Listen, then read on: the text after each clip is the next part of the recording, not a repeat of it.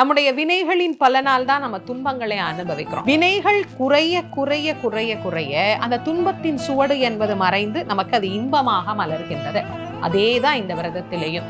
இந்த விரதம் இருக்க இருக்க இருக்க நம்முடைய வினைகளின் அளவு என்பது தேய்ந்து கொண்டே போய் எப்போ அது முழுமை பெறுகிறதோ அப்போ நமக்கு முழுமையான இன்பம், முழுமையான பலன் அப்படிங்கிறது நமக்கு கிடைக்கிறது. அதே மாதிரிதான் நம்மள நிறைய பேருமே ஒரு விரதம்னு ஆரம்பிச்சுட்டு விரதம் இருந்தோம், 2 வருஷம் இருந்தோம், குழந்தை இல்ல விட்டுட்டோம், 4 வருஷம் இருந்தோம், குழந்தை இல்ல விட்டுட்டோம் அப்படின்னு அவநம்பிக்கையை எடுத்துக்கொள்ளாது நம்பிக்கையா கண்டிப்பா நீ எனக்கு கொடுத்தே ஆகணும் அப்படின்னு முருகனை இடையராது பிடித்து கொண்டு நீயாச்சு நானாச்சு, எனக்கு வேணும் ஒரு குழந்தைய நீ கண்டிப்பா கொடுக்கணும், கொடுக்கிற வரைக்கும் உன்னை நான் விட மாட்டேன் அப்படிங்கிற உறுதியான பக்தியோடு நீங்க இருந்து பாருங்க.